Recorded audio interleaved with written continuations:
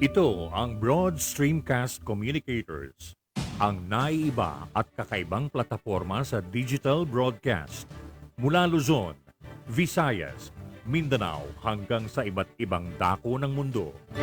Broad Streamcast Communicators, ang sandigan ng sambayanan mula sa walang labis at walang kulang na pagbabalita, paglilingkod, maglalahad ng mga mapagbuong komentaryo at usaping pambayan para sa kapakanan ng karamihan.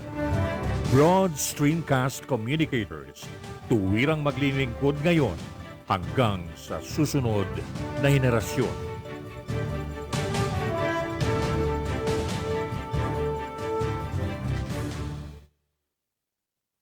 Your Honor, please.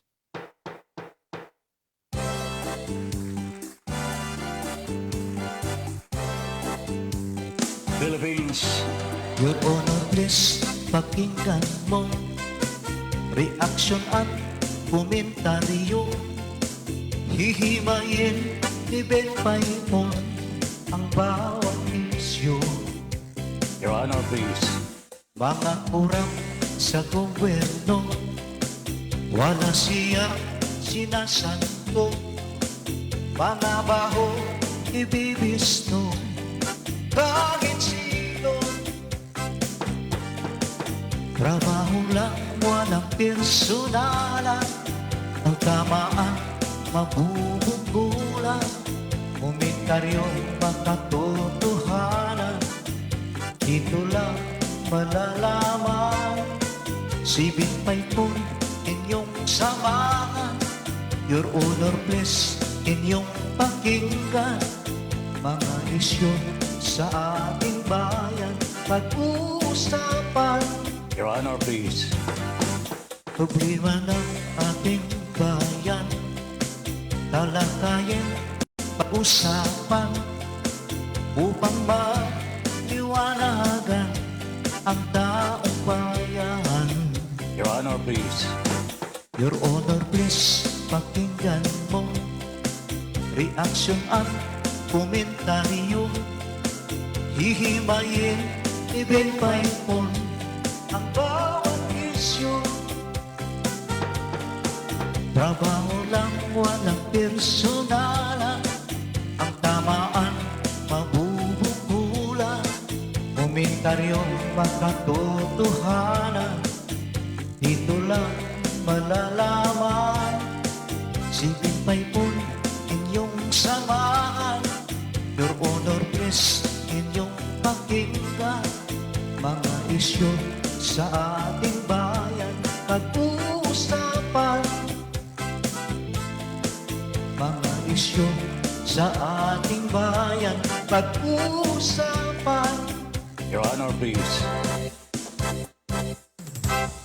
Philippines.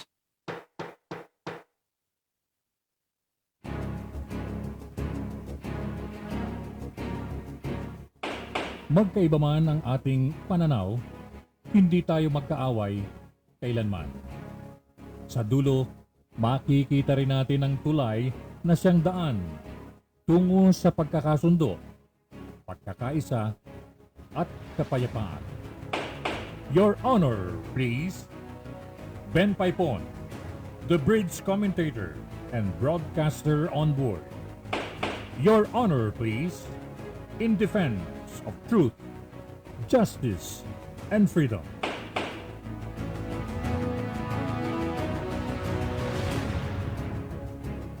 Philippines. Good evening. Hi, Miss Universe. Magandang gabi po. And welcome now to the program, Your Honor, please. Magandang gabi po sa inyong lahat. Si Ben Paipon inviting you now to join us in this program mula alas 8 hanggang alas 10 ngayong gabi. And today is the last day of June. June 30, 2021. And also the last day ng Bayanihan 2. Kung meron mang natitira pa po sa funds, sa pera allocated for Bayanihan 2, ito po bukas ay babalik na sa Treasury. Hindi ko malaman kung yung pera na na dapat mapunta sa mga nurses po natin ay naipamigay na. Kung hindi, hindi ko rin po alam kung anong mangyayari sa kaperahan yan. Oh, the only guys who can answer that are the people from the DOH. And siguro ang DBM will have to look into this. Kasi sila ang nag-release ng pera po eh. Inirelease ng DBM, Department of the Budget and Management, sa DOH. Pero hindi naman po na ipamigay ng DOH sa mga kinauukulan on time. I do not know if they have already distributed what is due the nurses today. Pero kaninang hapon po, mga kaibigan at mga kabayan, ay talagang sama ng loob ang ating mga nurses sapagkat pati ang kanilang mga allowances na matagal nang pinangako, meal allowances, ang merienda ho nila, ay talagang hindi po pinabigay. Kinuha, binawi ng DOH, pagkatapos na isipang ibalik, 30% na lamang po. Hindi malaman ng mga nurses, saan ba napunta yung 70%? The Department of Health has a lot of explaining to do, mga kabayan. Unfortunately, mukhang wala tayong makukuhang magandang paliwanag sa DOH sapagkat barkada ho ng Pangulong Rodrigo Duterte ang pinuno, namumuno ng Department of Health. Talagang protektado ng Pangulo ang mga korap. Sabi nga po ng ilang mga netizens, this is very napakabigat na bintang ito para sa Pangulong Rodrigo Duterte. Protektor ng mga korap. I do not want to believe this. Ayaw ko sanang mapaniwalaan ho ito sapagkat nakakahiya naman po sa Pangulo natin.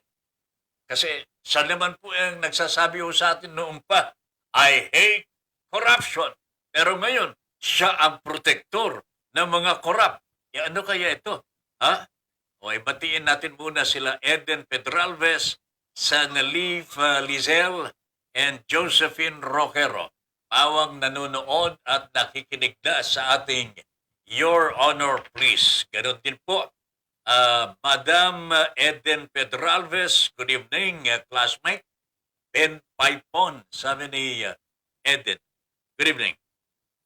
Josephine Roquero, good evening, Sir Ben Paipon, and Miss Universe. And Your Honor, please. Blessed Wednesday, God bless, and God first. Sanaliv Lizelle. Magandang gabi po, Sir Ben Paipon. Your Honor, please. And Miss Universe. Stay safe po. Ann Rose Jane Marglo. Good evening, Sir Ben Paipon. Love, love, love. Yan. Gloria Labato. Good evening po, Your Honor, please. Mercedes Ong, Ma'am Mercy. Magandang gabi po. Like and share na po, sabi ni classmate Eden Pedralves. Eden, good evening. How are you na? How are you na? How is my senior 60 sins? Eden, good evening. President Duterte versus Senator Manny Pacman. May mga korap nasa gobyerno like DOH and Duque. Ayan, ang sabi ni Ma'am Gloria Labato. Okay? Mamaya, babalikan natin ang mga yan. Ricky Tisoy is now watching. Padre, good evening. Magandang gabi sa iyo. Mercy Ong, good evening po, Kuya Ben Paipon. And Madam Lynn, may stay safe. And God bless po. Mag-iingat po kayo palagi. Galing naman. Good evening po, Sir Ben Paipon and Miss Universe. Your Honor, please, blessed Wednesday. God bless and God first. Yes, DOH. Sabi ni Gloria Lampato. Okay. Mon Samson Manila Bulletin. Kape, kape. I just had my coffee, my friend. Gandang gabi sa iyo and to your friends also. Lita Rial, good evening. Tata Ben. And then, yung iba na, mamaya na. Mamaya na po ng kaunti. Alright. Department of Health. Alam ninyo mga kababayan, if there is one person who can be most loyal to the president, walang iba kundi si Manny Pacquiao. Alam ninyo mga kabayan, bihira po na ang katulad ni Mr. Manny Pacquiao, from rags to riches. Wala masyadong pinag-aaralan, pero marunong pong marunong makipagkapwa-tao, marunong pong kumilala sa Panginoong Diyos. This is very important, mga kaibigan. Marunong kumilala sa kapangyarihan ng ating Panginoong Diyos, which means takot po na gumawa ng anumang kasinungalingan, korupsyon, pagnanakaw, or what have you. I've said, if there is only one person na kailangan ng Pangulong Rodrigo Duterte, ito na po si Manny Pacquiao.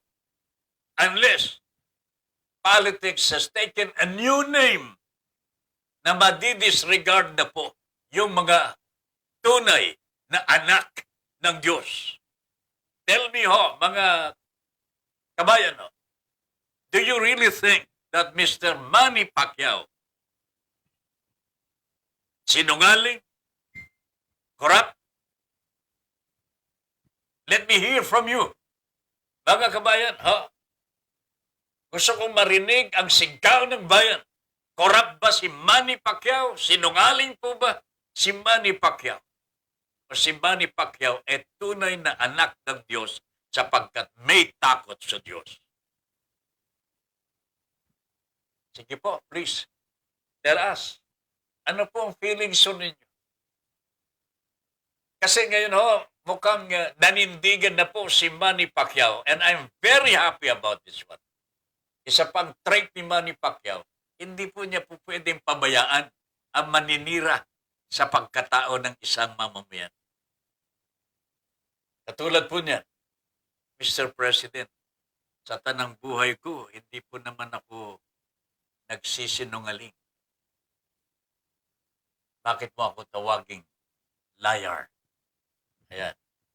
Maniwala ko yan. Sinabi ng senador kay Mr. Rodrigo Roa Duterte ng pagbintangan siyang sinungaling at binalaan na i-expose niya sa madlang people ang mga hindi tamang ginagawa ni Mr. Manny Pacquiao. Ano kaya itong mga ito?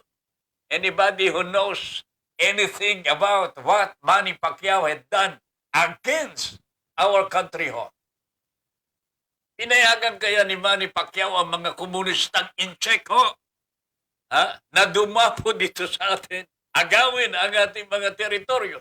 Was Manny Pacquiao ever a part of this clandestine move by the President? Ano sa tingin ninyo, mga kabayan? Ano sa tingin ninyo? I'm not saying na si Manny Pacquiao deserves to be the president. Pero the way Mr. Duterte is doing against him, mukhang gusto ni Pangulong Duterte na si Manny Pacquiao ang magiging Pangulo. At pagka nagkaganon, aayawan po ng taong bayan si Manny Pacquiao. Bakit po? Kasi identified po kay Mr. Rodrigo Roa Duterte. That would be very hurtful to the interest and welfare of the Filipino people. Ano po sa tingin ninyo, mga kabayan? Pagka ma-identify ka sa mga panahon nito kay Mr. Marcos, ay kay Mr. Roa Digong, pagka-identify po kayo, naku, delikado ito. Tingnan ho ninyo ang nangyari kay Mr. Nilo ba yun? Nilo Barsaga, yung troll, Nino Barsaga. Anong nangyari po sa kanya ngayon? Huli na ho siya. Masyadong matapang. At wala pong, walang takot talaga sa Diyos eh. Walang takot sa kanyang kapwa ho. Akala niya siya na lamang magaling.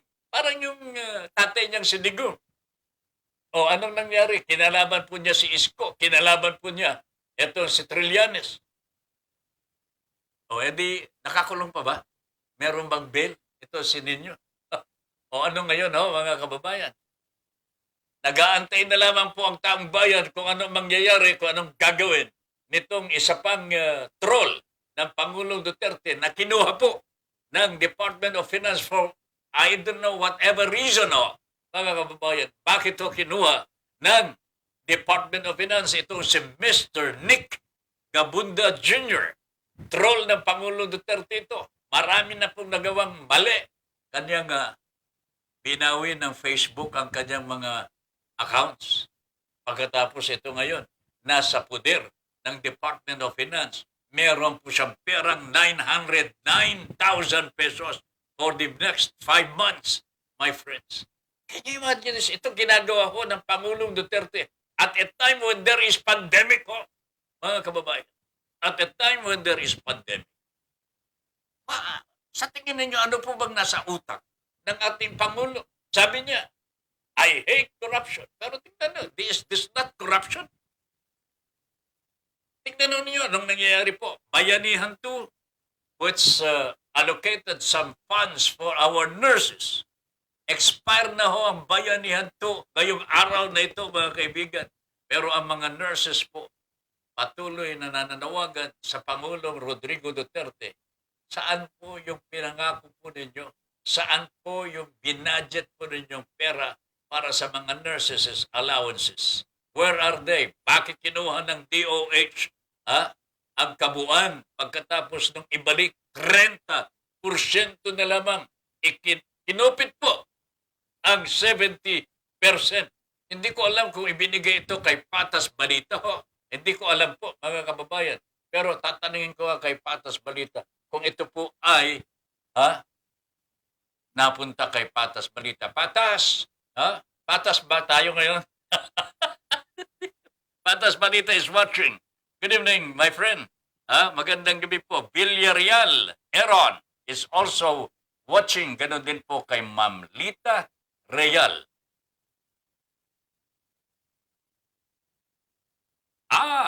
Okay. Villarreal Aaron is watching. I think I know this guy. Ma'am Susan, good evening. How are you tonight? Magandang gabi po. Christopher De Vera is also watching. Angelica Paz, magandang gabi po. Tuloy-tuloy po ang panonood sana po masabihan po natin ang ating mga iba pang mga kababayan to like and subscribe to the program. Ito pong page po natin sa Broad Streamcast para mapanood po ng iba. At madagdagan po yung mga viewers po natin dito. Ito rin pong Facebook po natin. Please like and share our Facebook. Angelica Paz is watching. Good evening po, Sir Ben Paipon, Your Honor, please. Ma'am Lynn, Miss Universe, more power, God bless, and keep safe sa inyong lahat sa BSCC. Sinisiraan lang siya dahil kalaban. Yan po ang sabi ni Sir Ricky Tisoy kay Manny Pacquiao. Sinisiraan lamang siya dahil kalaban. Okay? What a waste, mga kababayan. Pwede naman kaibiganin Inilagay ho nilang presidente sa PDP laban pagkatapos ayaw nilang sundin. My goodness. Bakit po? Alam ko po may chairman of the board. Ang PDP laban. May vice chairman.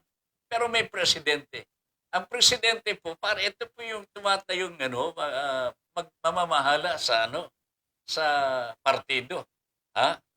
Siya ang tumatayo na Chief Executive Officer po niyan. Dapat ganun ang sistema. Pero bakit po ang Vice Chairman, o kaya even the Chairman, Ang chairman po, gagalaw lamang po yan kapag may problema ang partido in terms of policies. Ganyan naman po sa korporasyon ho eh. Pero bakit ho, dito sa PDP laban, nagbago na ho yata. Ha? Parang pamamahala din po ng Pilipinas na ho yata eh. Meron ho tayong one-man rule in the making, in the person of Mr. Rodrigo Roa Duterte. And this is very dangerous to the Filipino people, mga kababayan. O tingnan ho ninyo, a sample of which is very... Ito ho, pera na ng nurses. O, ito mga frontliners ho natin. Mga bagong bayani daw po ng ating Pilipinas, ng ating bansa. O, bagong bayani ang mga nurses. Ito pa ang walang ayuda. O, kung meron pong puso, talaga, ang Pangulo ho natin. Kasi ho na kung sino po yung mga pumipigil. Kung ako ang Pangulo, I should have given it already. Pero siguro nga po mga kababayan, meron pong higit na pangangailangan ng ating Pangulong Rodrigo Duterte instead of giving it to the nurses. Sa halip na ibigay sa mga nurses natin, siguro inilalaan po niya. Pagkakandidato mo ba si Duque ho? O baka ito po yung pabaon po ng Pangulong Duterte kay Mr. Duque pagka wala na ho siya sa pwesto. Ano kaya ho? Ano sa tingin po ninyo? Dang Ebona Galon. Magandang gabi, Tata Ben Paipon. Good evening po. Okay? Good evening at welcome to the program. Dang, magandang gabi po sa inyo. Ayan, watching po sila. Si Patas Balita. Suntukan na lang, Sir Ben. Gusto nila, hamunin nila si Pacman. Ang manalo, ang siyang Pangulo ng Pilipinas. Tsak na ho ito, mga kapitbahay. Pagka suntukan na, panalo na si Manny Pacquiao. They will never resort to that, Padre. Kasi alam nilang talo na sila. Pero ang ginagawa ho nila, masahol pa sa paghahamon ng boxing. Sapagkat wala nang ano ito eh.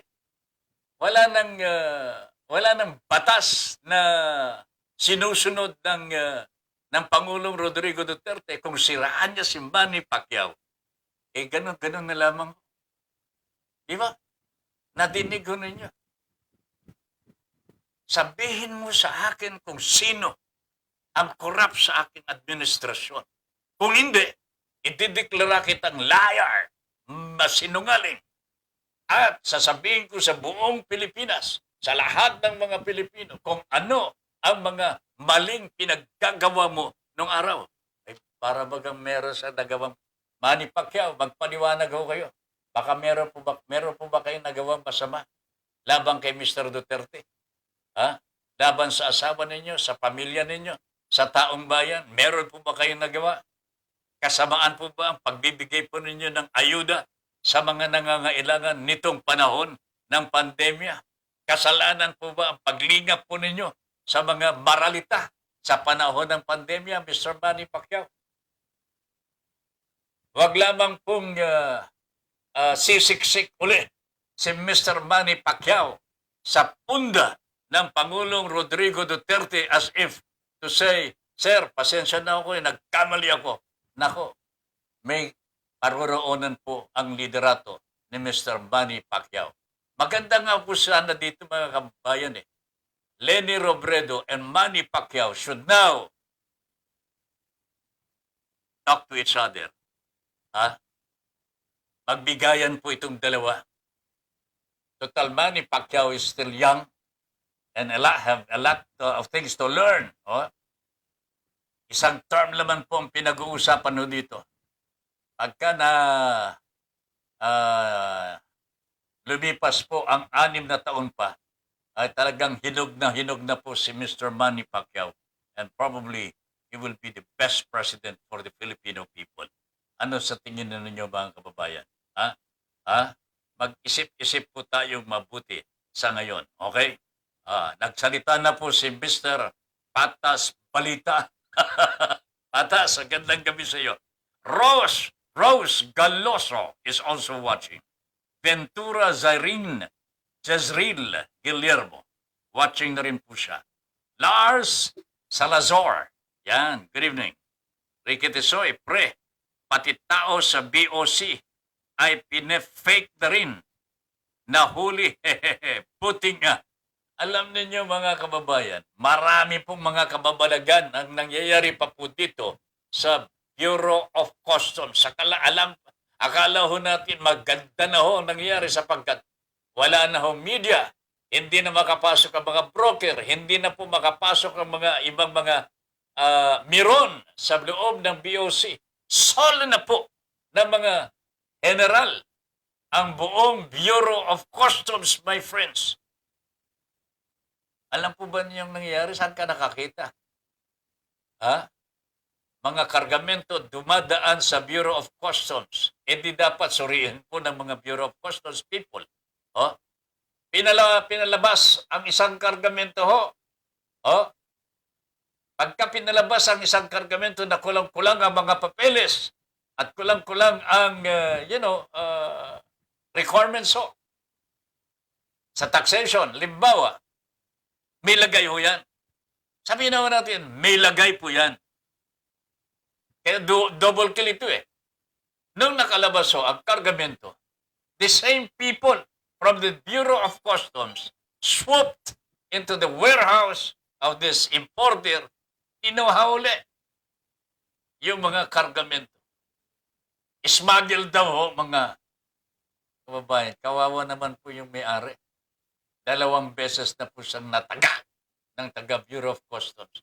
Only because lahat po na namamahala ho dyan, mga general ng ating Pangulong Rodrigo Duterte. This is corruption par excellence. Mga kababayan. Nakakaawa ho mga, alam po ninyo ho mga kababayan, pupunta po tayo ngayon dito sa Bureau of Customs for one reason. Meron pong ginawang di tama sa isang kargamento. Sinundan ho natin. Tapos na po. Naayos na. Okay? Pero kung hindi po natin hindi natin finalo up po ng finalo up, kawawa po ang importer.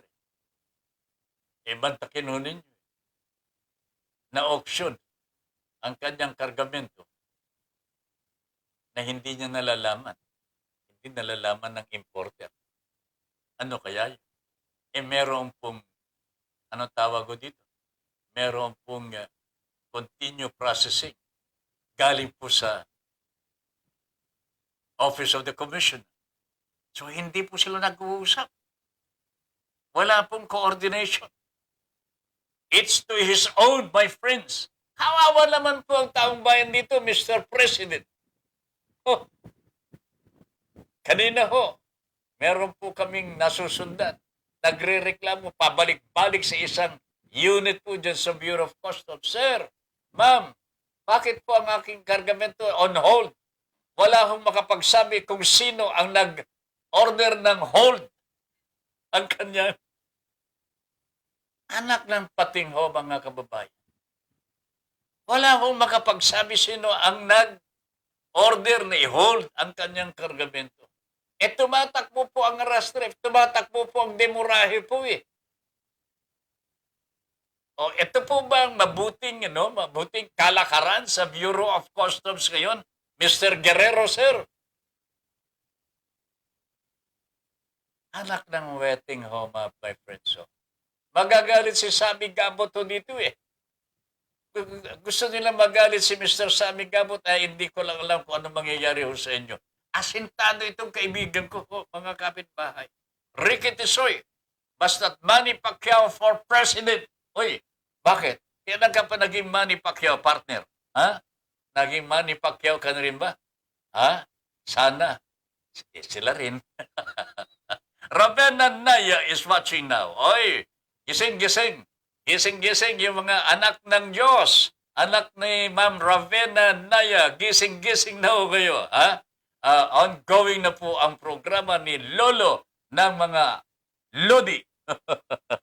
Lodi ng Bayan, Lolo Ben Paipon, Dan Sharing, Tata Ben, sabi ni Ma'am Ravenna. Lilian Gabriel, a blessed Wednesday po, Tata Ben and Miss Universe.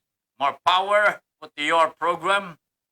And Your Honor, please stay safe and healthy. God bless us all. God first. Dan share na po, Tata Ben. Ay, ang galing naman. Thank you very much. Hindi ako pabor, Sir, tumakbo si Pacquiao na maging Pangulo dahil haharapin niya ang iba't ibang presidente ng iba-ibang bansa. Anong mangyayari sa ating bansa? Kailangan may degree siya. Magiging sunod-sunuran siya sa mga kasama niya sa Kongreso. Alam po ninyo, merong mga advisors ang Pangulo. May mga advisors po ang Pangulo. Halimbawa, wala pong sapat na kaalaman ang ating magiging Pangulo. Katulad ni Manny Pacquiao. Pwede siyang lokohin talaga ng kanyang advisor. Pwede talagang maloko eh. Pero sa tingin po ba ninyo, pagdating sa korupsyon, papayag si Manny Pacquiao? Pagka mayat na yan, may nagre-reklamo, Josephine Roquero, Sir, magsusumbong eh. Sir Manny, itong Department of Labor mo hinuhututan yung mga overseas Filipino workers. Halimbawa lang, no? Magagalit si Manny Pacquiao, katulad doon ngayon. Alam po natin, nobody has the monopoly of goodness. Eh. This is the risk na kasama po sa discretion ng isang human person. Kaya nga may utak, kahit pa paano, kaya't walang hindi sapat ang edukasyon, meron pong common sense. Meron pong pagmamalasakit sa kanyang kapwa. Likas na pagmamalasakit sa kanyang kapwa. Kaloob ng Panginoong Diyos yan. Okay? Kung ang isang leader ho natin, kulang sa edukasyon, malakas naman po sa kanyang pananalig sa ating Panginoong Diyos. Dito na ako sa malakas ang pananalig sa ating Panginoong Diyos. Okay? Without necessarily saying na pabor na po ako kay Manny Pacquiao. Hindi naman po ganoon. Oh? Don't get me wrong. I am not politicizing. Hindi ko ikinakampanya si Manny Pacquiao. But I cannot afford to tell the good things that Manny Pacquiao can do for the country even today. Na wala pong sapat na pinag-aralan si Manny Pacquiao. Sa totoo lamang mga kaibigan, sa ngayon mas gugustuhin ko pa si Manny Pacquiao than any of those in Congress today, House of Representatives, or even the Senate. Mas gusto ko pa si Manny Pacquiao. You know why? Ang lakas ko ng pananalig niya sa Panginoong Diyos. Di po ba si Manny Pacquiao hindi naging kampiyon sa buong daigdig, 8 division champ. So ito si Mr. Manny Pacquiao. Sa tingin po ba niyo naging champion niya nang wala ang ating Panginoong Diyos? Nakita po ba niyo pagka lumalaban? Before and after nalalaban siya, nandun siya sa isang corner. Nakaluhod, nagdarasal. Sa tingin po ba ninyo kunwari lamang yun, pakitang tao lamang mo yun? Hindi Kaya binayayaan po siya ng Panginoong Diyos. The poor man who became rich because God helped him is here to stay now, my friends. Nandito na siya. Ang tanong ko lamang po, hinog na po ba kaya si Mr. Manny Pacquiao? Ayan. So ito po, pwede natin pag-aaralan, pare-pareho. Kailangan natin talaga ang magpakahinog ang mga gusto maglingkod bilang Pangulo ng Republika ng Pilipinas. But I'm not saying that only education or yung meron kang diploma pwede ka nang maging Pangulo. Hindi po. Kasi yung mga may hawak ng diploma, haba-haba ho ng kanilang mga diploma, ito po yung mga magnanakaw. You know why? Kasi alam po nila kung na paano paikutin ang batas. Alright? Joe, I may not agree with you, but I am telling you, I love you as a good watcher ng ating programa. Okay? Thank you very much for the comment. Josephine Roquero. Michael Angelo Chu. Ayan. Idol. Okay, thank you. Watching si Michael. Chairman Mon Samson, Manila Bulletin. Nandiyan na ho, nagkakape-kape na sa tabi-tabi. Si Mr. Mon Samson. Lynn Rena Glomar. Happy evening po, Sir Ben Paipon. Si Mel Rodelio Militante, gising-gising na ito. And watching na rin po si Mel Militante. Felix Fernandez Padilla Jr. or June Padilla Jr. is now watching. Good evening, Kabin. Inahamon ni Pangulong Duterte si Senator Pacquiao na sabihin ang mga korap na ahensya ng pamahalaan. Kaya kung ako kay Senador Pacquiao ay gamitin niya ang kapangyarihan ng Senado at ipatawag niya ang commissioner ng COA at maglabas o magbigay ng report at impormasyon sa Senado doon sa mga ahensya na kanilang na-audit na.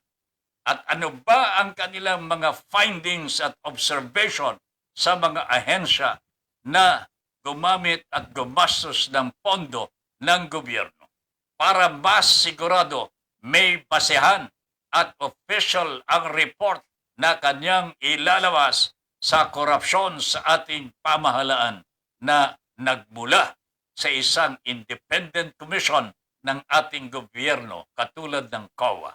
Maraming salamat, Kabin, at mabuhay ka. I agree. June Padilla, I agree 100%. And I think this is what Manny Pacquiao, the senator, is going to do. And he has to do it fast. Dapat ho. Alisto ho siya dito dahil mainit pa po ang mainit pa ang issue Naghamon ang Pangulong Rodrigo Duterte. Tinanggap ni Manny Pacquiao. Just yesterday po yan. At hanggang ngayon, mainit pa po ito. Dapat bukas, nandyan na po sa Senado in a hearing. Itong si Duque, itong si COA, and maybe DBM. Dapat to. DOH, grabe talaga Alam po ninyo, kawawa ho ang mga nurses. Doble-doble ho ang kanilang tagok Hindi na ibibigay ang kanilang allowances. Pinagbawalan pa po silang makapagano buhay ng mas maganda at marangal sa ibayong dagat ho, mga kababayan. Can you imagine that? May cap. Only the sector of the nurses may cap po, mga kababayan. Ano ito? Hindi naman gawa ito ng Department of Labor and Employment. Gawa ito ng Pangulong Rodrigo Duterte. Gawa ito ng Department of Health. Inakaawa-awa ang ating mga nurses. Ano ba ito? Ano ba ere? Ano ba ere? June Padilla, thank you very much, partner. Ang ganda ng comment mo. PDP lamang ka naman Pwede ba i-text mo si Coco Pimentel. I-text mo itong tinext mo sa akin, itong ibinigay mong comment dito sa ating Your Honor, please. Para malaman ho ni Ginoong Coco Pimentel na meron pang mga supporters, original PDP laban na nagmamahal sa kanilang original PDP laban. Alex C. Aquino is watching. Magsumbong din tayo kay parang Alex C. Aquino. Alex, hindi ka kumikibo. Ano bang ginagawa mo ngayon dyan?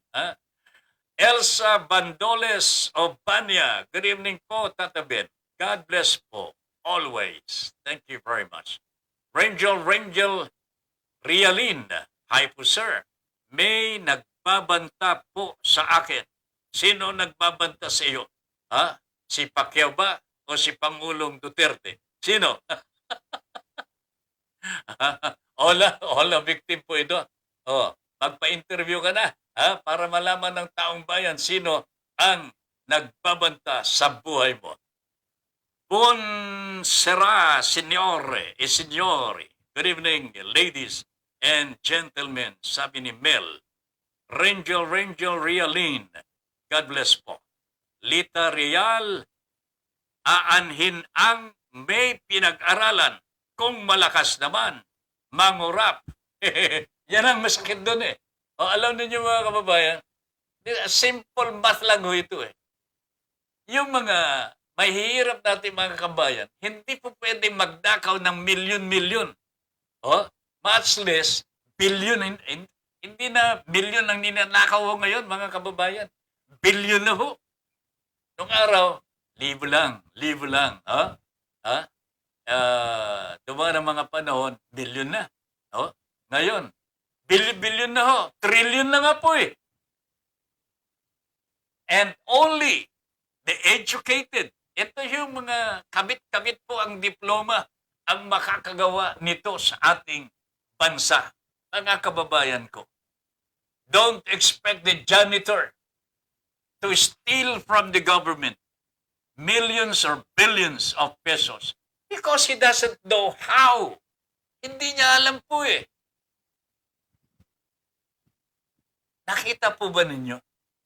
Hindi po niya alam eh.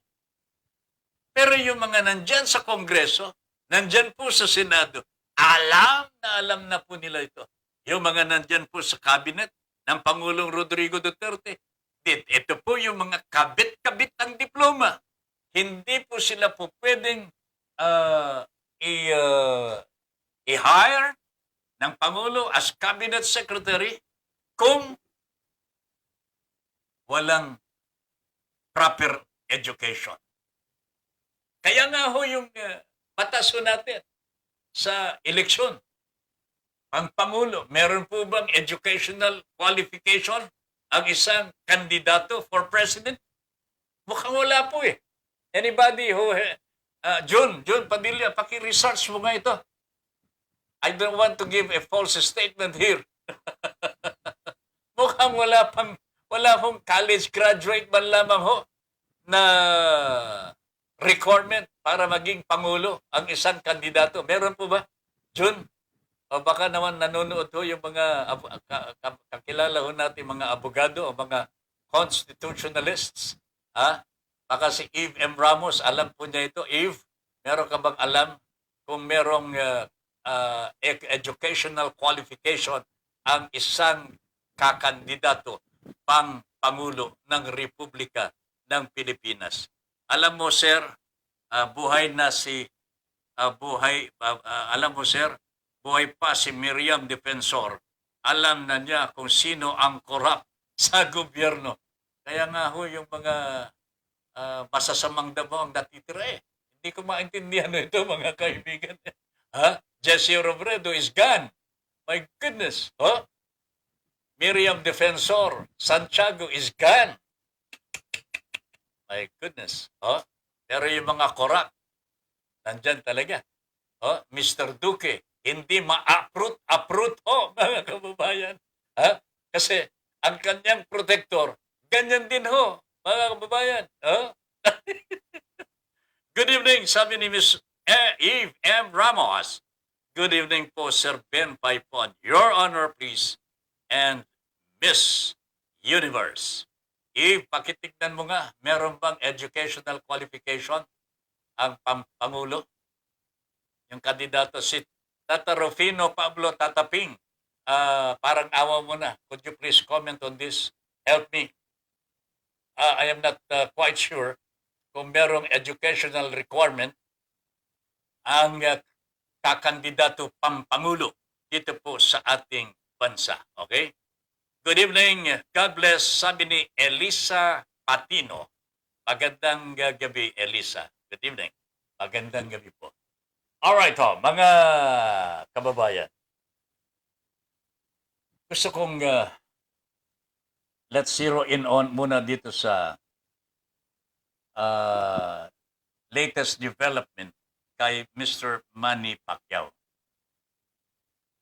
Kahapon po, talagang hinamon ng Pangulong Rodrigo Duterte, tell the truth or I will declare you as a liar and I will tell the people ano ang mga ginawa mong masama sa taong bayan.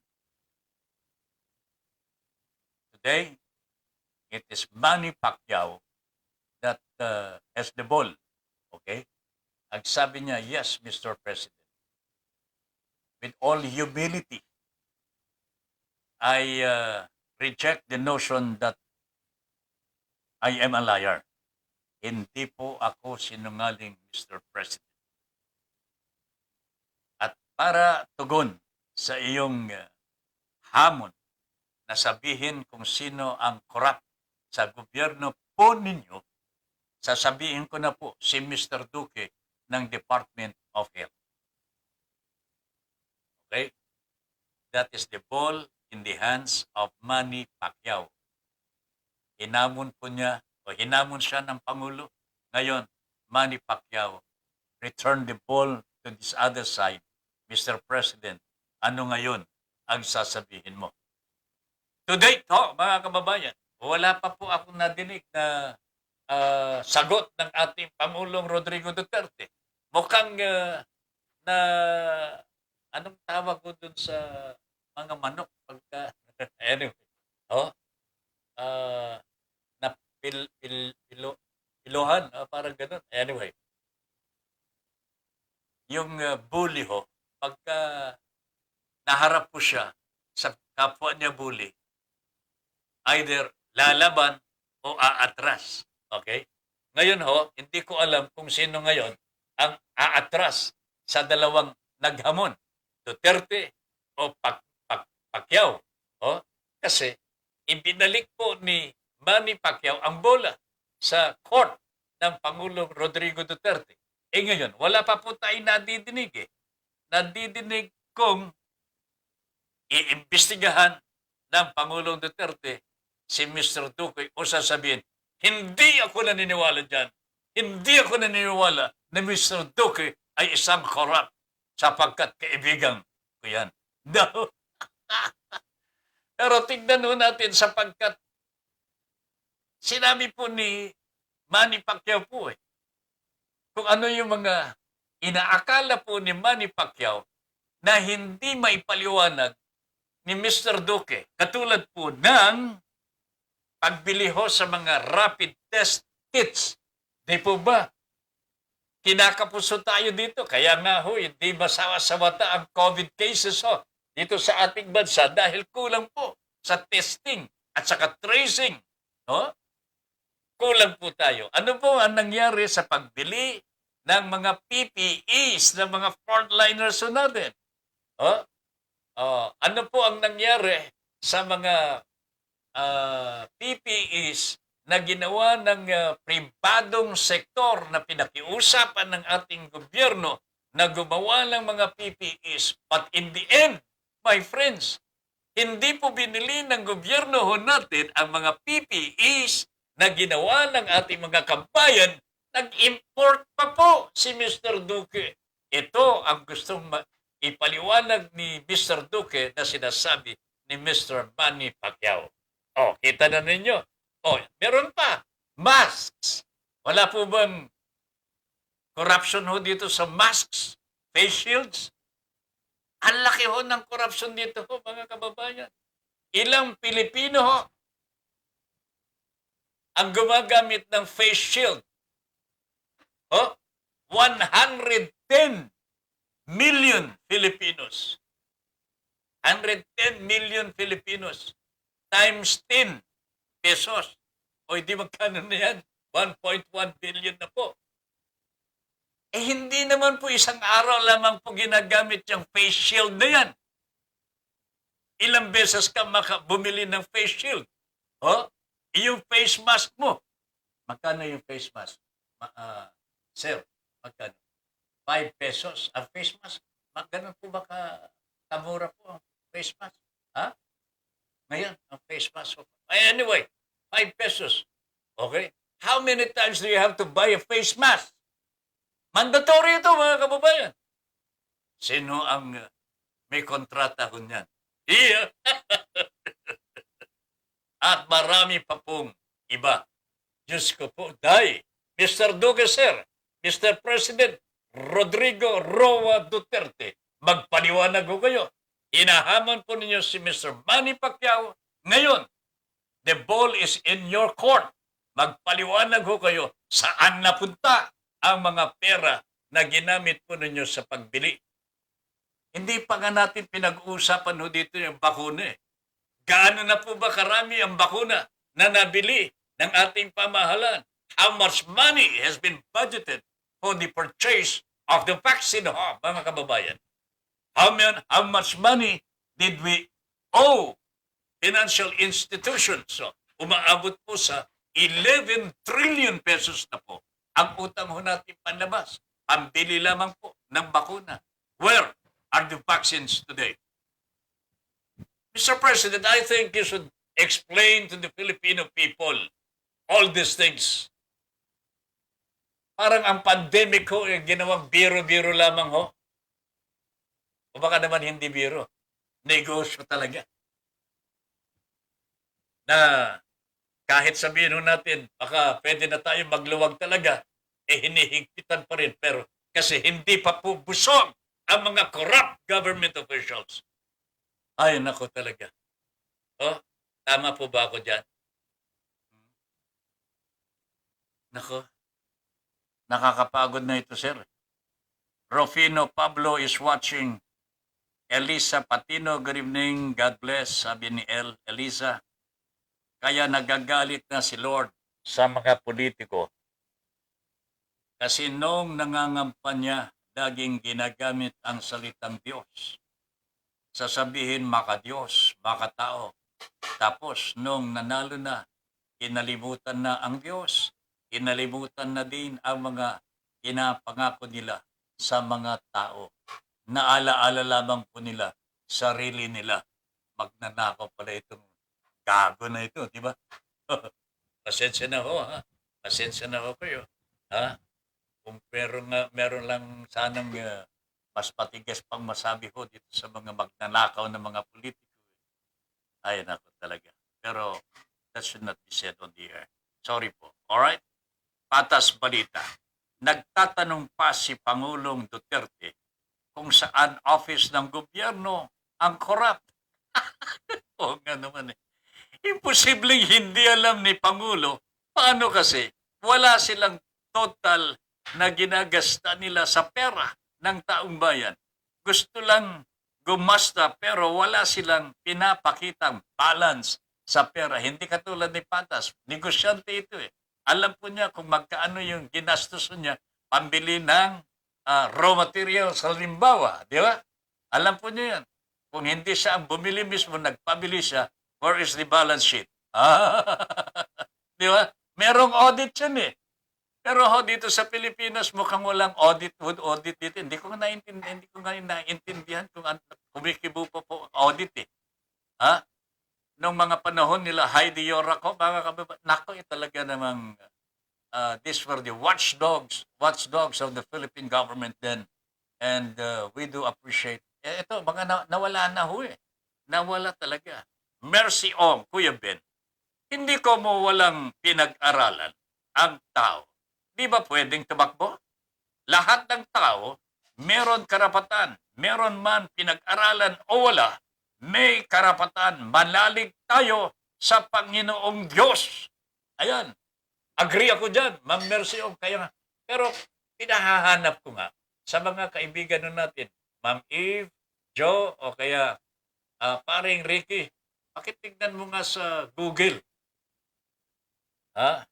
Sa ating saligang batas on election, kung your requirement for candidates for presidency, yung qualifications to run.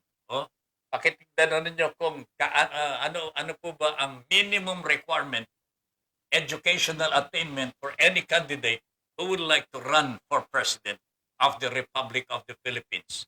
Oh, ah, pwede bang ah, hindi ko kasi magamit ang aking isa pang cellphone dito sapagkat ito yung ating monitor eh. Hindi ako makapag-search. Oh, pakitignan mo nga dyan kung makikita mo yung constitutional provision ng ating saligang batas sa educational requirement ng kandidato pang Pangulo. Ayan.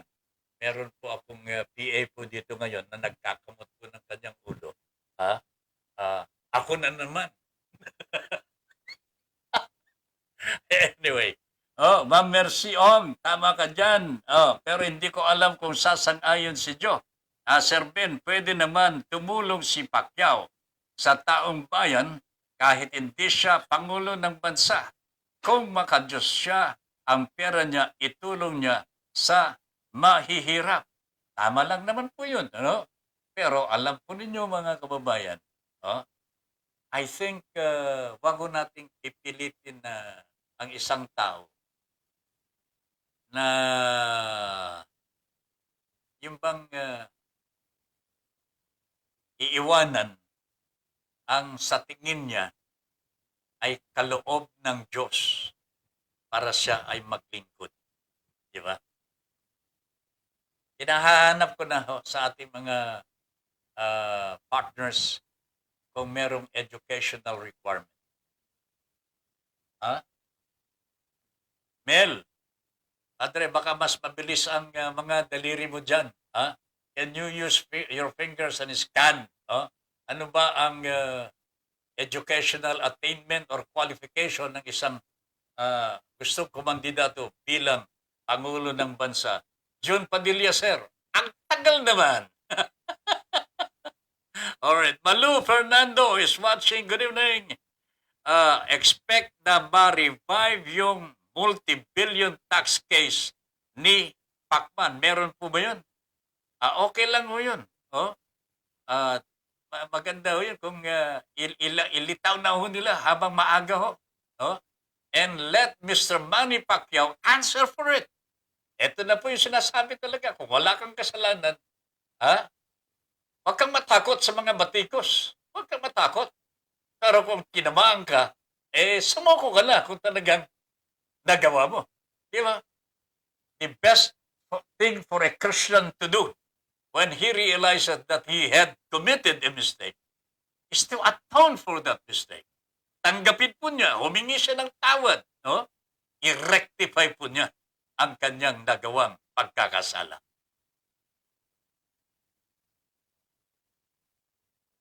Nasa hulihan ba? Sabi ng aking PA nasa hulihan daw po. Sandali lang Bilis-bilisan ko na nga. Renalyn, Sir Ben, pwede naman okay. Sa taong bayan, kahit hindi siya Pangulo ng bansa. Rangel, Josephine Roquero, tama, tumulong sa mahihirap katulad natin. Tumutulong naman Okay, anyway. Buddy Badillo, watching. Ravenna, good evening. God's Angels, Lilian. Susana Odin. Annalie Gandesa. Sorry, mga angels, busy si Mami. Eto, nakatutok na. Very interesting ang topic. I love it. Sabi ni Ma'am Ravenna Naya.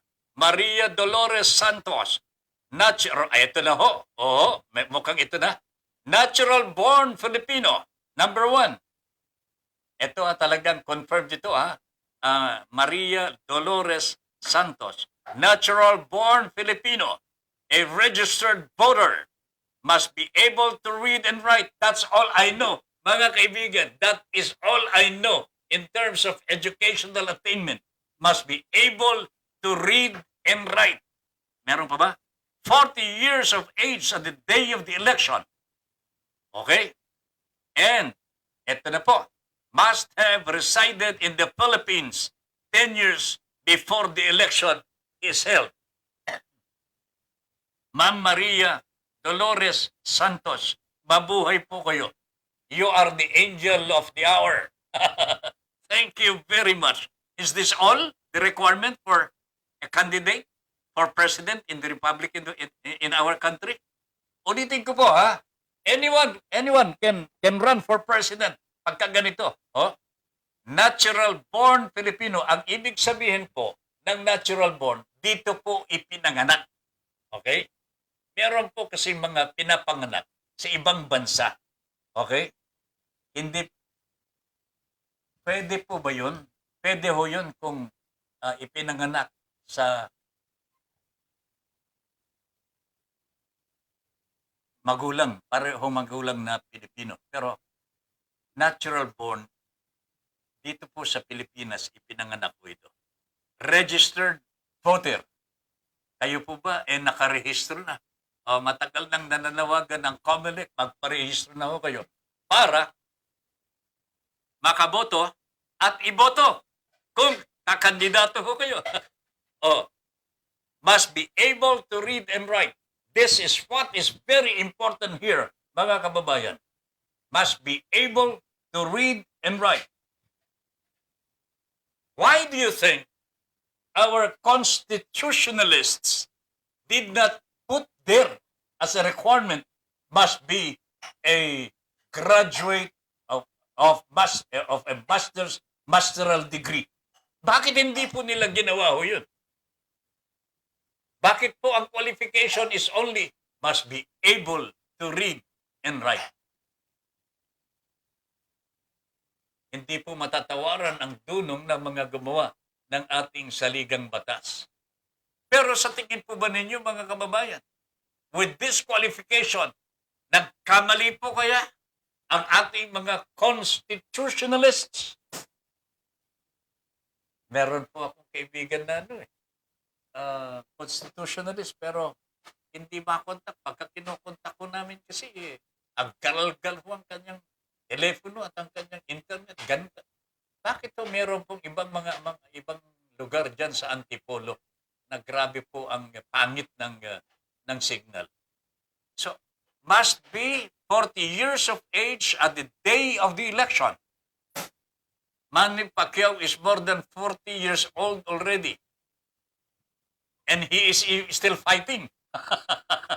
Ibig sabihin talagang matibay po ang mga paa niyan. Matibay ang panga. Matibay po ang mga kamao. Si Manny Pacquiao because he still can fight even at the age of plus 40. So, tandaan ho ninyo ito, mga kababayan. Education has not been given the primordial qualification or requirement by our constitutionalists. Unang-una,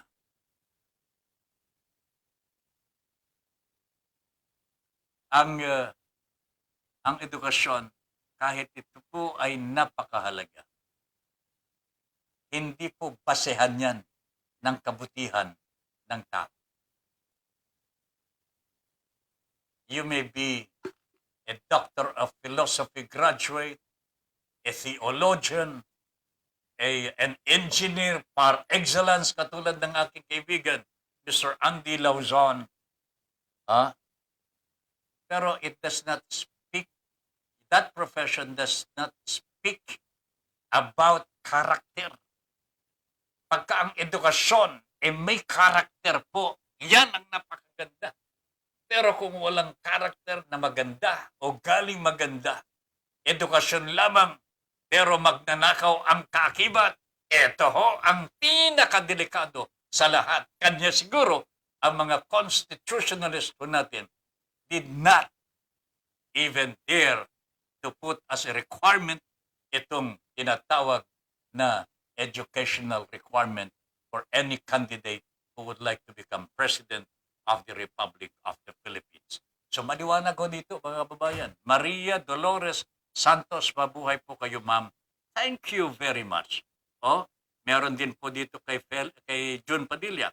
Caben, ito ang qualification to run as President of the Philippines. Article 7, Executive Department, Section 2.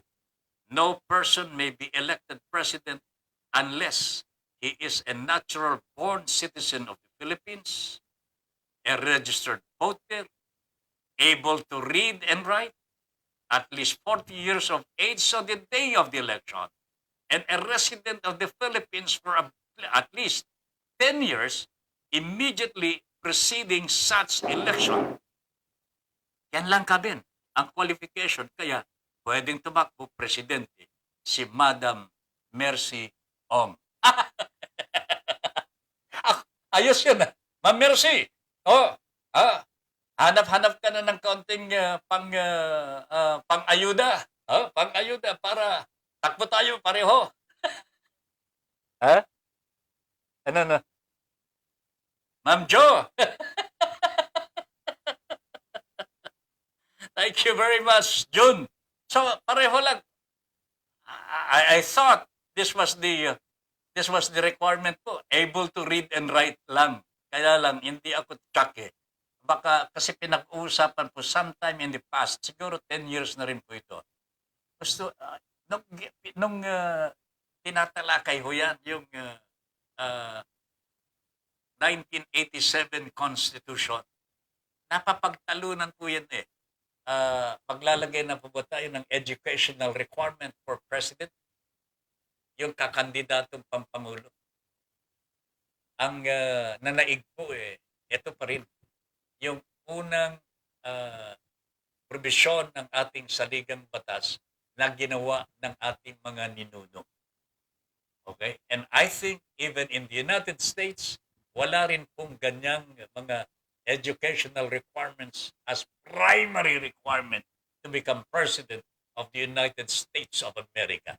So makikita na ho ninyo, while education, napakahalaga sa ating lahat, that is not the primary qualification to become President of our country. Siguro nga ho mga kababayan, premium is given here sa karakter ng tao. Magnanakaw ka ba? O hindi ka magnanakaw? Ayan. Napakahalaga ho na ito po ay pagnilay-nilayan ho natin. Wag ho nating hanapan ang mga kumakandidato ng kabit-kabit na diploma. Kasi baka iyan ho ang magtulak pa sa atin na magkaroon ng leader na magnanakaw muli. Kasi itong mga kabit-kabit ang diploma ho, marurunong eh. O, di ba? Alam po nila kung paano paikutan ang batas. At kung alam nila na tayo naman ho mga ordinaryong mga mamamayan, ay hindi makakibo. Sapagkat they lord it over us. Sila ho mga kababayan. Ang akala ho nila, nasa itaas ho natin at nasa baba lamang ho tayo. So hindi tayo nakakakibo. Balik na rin ho natin ang mga pangyayari ho. Maghanap po tayo ngayon ng tunay na leader na may karakter ho. May karakter, ibig sabihin, maka-Diyos. Talaga, tunay, may takot sa Diyos. Ang Diyos ay nasa Kanya. Mahalaga po ito mga kababayan. No matter what religious belief we are in, o kaya pinapaniwalaan ho natin, iisa lang naman po ang Diyos natin pare-pareho mga kababayan. Whether we are Protestants, INC, Catholic, whatever, iisa lamang po ang kinikilala po natin Diyos. Di ba? Iisa lang. At ang Diyos na yan ay hindi po magsisinungaling. Armando Badillo, Padre, good evening. Good evening, Tata Ben. Unti-unti nang nakikilala ang mga hatchetman ng presidente. Oo nga, tingnan ho ninyo. Lumilitaw na rin po si Mr. Kusibaw. Lang niyang buhay dito. Department of Energy po siya, Secretary ho, mga kababayan. Tingnan ninyo, papugak-pugak na ho ang kuryente ho natin. Napakamahal ang kuryente ho natin. Bakit hindi nila inaasikaso yan? Bakit politika ang inuuna ho ni Mr. Cusi? Vice Chairman lamang po siya. Pagkatapos uupakan po niya ang presidente ng PDP laban. Ano ka? Anong klase ho yan? See how they regard people under them. O kaya kahilera po nila nagagawa po nilang lapastanganin ang kanilang kapwa. Makamit lamang po ang kanilang minimiti. Jesus Mariano Garapune. Okay? Armando Badi Padillo. Thank you very much. Maria Dolores Santos. Nilagay ko tatabin. Ayan. Nilagay ko na kay tatabin. Maria Dolores Santos. Thank you very much. Naunahan mo si Mr. John Padilla, but exactly the same ang requirements na ipinadala nyo. And thank you very much, lady and gentlemen. Eve M. Ramos, Serbin, ang hinamon, Secretary Duque, ang humamon, Senador Manny Pacquiao. Ilabas daw ni Duque ang listahan kung saan dinala ang inutang. Paniwala ho kayo mga kababayan, magbibigtinaw ito si Mr. Duque sapagkat wala na siyang mailabas, nagastos na nila o nailagay na nila ang kapirahan nila sa Switzerland. Lang niyang buhay na ito. O baka naman meron na silang natagpo ang bangko na pwedeng paglagakan ng kanilang kapirahan. Mga kababayan, tayo mga mamamayan, ordinaryong mamamayan, na pag nauto-uto na naman, nalansin na naman tayo ng mga buwaya sa ating lipunan. Thank you very much, Ma'am Eve M. Ramos. Mel Rodelio Militante. Ang mga kababayan, kayo nakikinig, wag po ninyong pababayan na eto, sila sa lamang nababasa natin ang komentaryo nila. You can also comment with your opinion, kung ano man po ang mga pananaw niyo sa buhay. Ilabas ninyo yan. Let the people listen to the pulse of the people. Madinig po ang pulso ng bayan. Babasahin ko po without regard of whoever said it. Kung merong pulahan ka, dilawan, asulan, whatever. Mga kaibigan, pare-pareho tayo. Meron tayong karapatan na magpahayag ng ating damdamin. Ang mga politiko, sabi ni Mel, nagsisimula na ang simpleng pangangampanya. Halos araw-araw nasa simbahan. Kulang na lang gawing bahay ang simbahan. Ganun Panay ang tawag kay Lord. Kaya lang, drug lord at gambling lord ang tinatawag para suportahan ang kanilang kandidatura.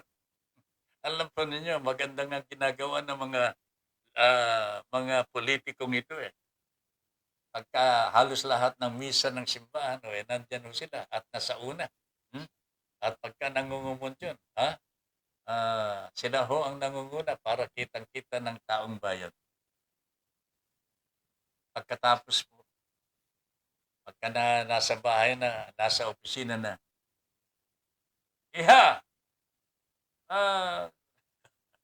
iba na ang galaw, mga kaibigan.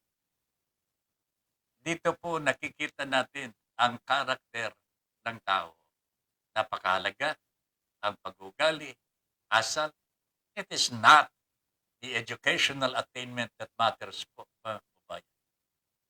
Sapagkat ang taong may karakter, may ugali na maganda, maka-Diyos, kailanman hindi po gagawa ng anumang masama sa kanyang kapwa. Sa kanya, love is the other. Okay? Love is the other. I think it's a simple compliance with what the Lord said. Ang sabi po niya, love your neighbor as you love yourself. Tama? Di ba? Tama di ba? Unahin mo ang iyong kapwa, sunod ka na. Ayan. Kasi hindi ka naman mawawalan Ikaw naman ang talagang maghahanap ng para sa bawat isa. Para na rin sa iyo. Okay? Bakit po yung voter's ID hindi ginagamit during voting period? O nga, Magandang tanong ito, Eve, ha? Magandang tanong ito eh. Yung aking voters ID ho, ilang taon na ho, siguro 10 taon na ho, nasa bulsa ko lamang. Hindi naman po naluluba, pero umiitim na. Pero kailanman, hindi ko pa nagamit sa pagpasok sa presinto, ha? Sa voting precinct. O nga, no? Hindi ko nahahalata yan. Oh? Pero ang daming nakaboboto, kahit patay, nakakaboto, ano? Pre, ako di pa dahil hirap makalakad. Okay. At least anyway, Ricky, alam ko na meron nang nagkawag-gawa sa atin. Ibinigay na sa atin ang mga requirements for presidency. Oh, thank you very much. Kay Ma'am Maria Dolores Santos at kay paring June Padilla. Oh, so, pro Manny Pacquiao ka po pala. No. Wag ho ninyong sabihin na ako po ay pro Manny Pacquiao. Napapag-usapan naman po natin dito ang edukasyon vis-a-vis Manny Pacquiao. I am not saying that Manny Pacquiao is my candidate for president. What I am saying is very simple ho. Manny Pacquiao may karapatang tumakbo bilang Pangulo ng Republika ng Pilipinas. That's all that I am saying. May karapatan si Manny Pacquiao. Kaya nga, hinanap ko po, meron po bang educational requirement para sa pagiging Pangulo? Wala. Anong requirement dyan? 40 years old, 10 years residency before the election, natural born citizen. Ayan. Must be able to read and write. Kung ang isang tao gustong kumandidato, let him go. Meron siyang meron siyang karapatan under our Constitution. Let us not prohibit him, let us not prevent him from seeking a paraan para siya ay makapaglingkod. Okay? Destiny daw po yan eh. Kaya, iwanan nun natin sa individual human person. Yung hangarin na yan. I am not saying that I'm a pro Manny Pacquiao. I am just defending his right to run for president. Okay? Kasi, binabati ko siya eh. Bakit ho si Manny Pacquiao? Wala naman pinag-aralan eh. Di po ba nadidinig ko ninyo yan? Wala naman pinag-aralan. Nakakaawa naman ho si Manny Pacquiao. Walang magtatanggol sa kanya.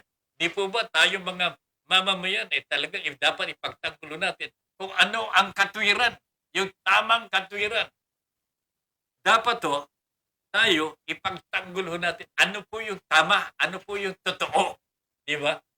Yan po ang aking conviction. Yan po ang aking prinsipyo. I see that Manny Pacquiao has also the right to run for president. Kanya, hindi ako naniniwala na hindi siya po pwede. So, ibigay ko natin sa kanya yung karapatan na yan as he is giving us also our own rights. In so many ways, we are now free. Di ba? We are now free courtesy of the Aquinos, mga kababayan. We have restored democracy in the country. We have regained our freedom because of the Aquinos. And as people, tayo, mga mamamayan, we fought for our freedom. Hindi po natin hiningi ito. We fought for our freedom. Ipinaglaban natin ang ating kalayaan. Nobody should doubt that, mga kaibigan. Maliban na lamang sa mga hindi po lumaban. Wala kayong karapatan maging malaya. Kung ayaw po ninyong aminin na ang taong bayan ay nakipaglaban para makuha muli ang kalayaan at ma-restore ang demokrasya dito sa atin. Anyone who does not believe that does not deserve to be free. So ito mga kababayan, this is our principle. Hindi po ako makamani Pacquiao. Hindi ako makamani Lenny Robredo sa ngayon. Pero madidinig po ninyo sa malapit ng hinaharap kung sino po talaga ang tatangkilikin po natin. Katulad po ninyo, nag-aaral din po tayo. Pinag-aaralan po natin ang bawat kilos ng mga kumakandidato. For whatever purpose it may serve, we will share with you our findings, mga kababayan. Okay? Pero ang mamumutawi sa aming mga labi, when the time comes, will be for the truth. For the sake of our country. Sa kabutihan ng ating bansa. Ayon sa aming sariling pananaw. Tandaan po ninyo yun, ha? Kasi meron pong ibang mga may pananaw na hindi po tugma sa atin. Let us also respect. Kanya-kanya po tayo eh. Kanya-kanya tayo. Pero ipagdasal po natin ng katotohanan, katarungan, katwiran ang manaig sa dako. Kasi kung ano ang gusto ng Diyos, yan naman po ang masusunod. At harinawa, kagustuhan na talaga ng Diyos ang mangyayari pagdating po ng darating na May 22 elections. Okay? Areglado. Kahit hindi tayo nagkakatugma ng pananaw, huwag tayo mag-aaway, walang dahilan po para tayo mag-aaway-aaway. Pare-pareho po tayong Pilipino. Ipagtanggol po natin ang ating soberanidad. Ito pa isa. Tignan ho ninyo mga kababayan. Ang karakter ni Manny Pacquiao, hindi po siya sumasang-ayon kay Pangulong Duterte simply because Mr. Duterte seems to have sold our country already to communist China. To Manny Pacquiao, hindi po tama yan. At ako po ay naniniwala kay Manny Pacquiao. But that does not mean to say na kay Manny Pacquiao na ako sa ngayon. Okay? Areglado, Kuya Ben, ayaw ko po ng sakit ng ulo. Ayaw po niyang magkumandidato. Okay ho. I understand. Okay? Patas balita. Mangako lang sila, Sir Ben. Hirap na tumupad pa kaya. Ay nako, mahirap pong tumupad talaga. Pangako, ang dami ng pangako ng mga politiko. Even our president has promised us so many things. He has not fulfilled any or a single one. Ay nako. Mel, may kulang pa po sana nakasaad din sa ating saligang batas na ang mga kakandidato sa anumang posisyon ay nasa tamang pag-iisip. Yung hindi neurotic. Kasi napapansin ko, may mga ilang politiko na ang nawawala na sa tamang pag-iisip, nawawala na sa tamang hulog, nawawala din ang tamang paglilingkod sa taong bayan. Tama si Melho dito. Pero, you see, even that, hindi po binabanggit sa ating saligang batas. Okay? Pero yung kakulangan sa pag-iisip, madali nang mahalata ho yan. Tignan ninyo, ang administrasyon natin ngayon, sa tingin po ninyo, walang pagkukulang sa pag-iisip?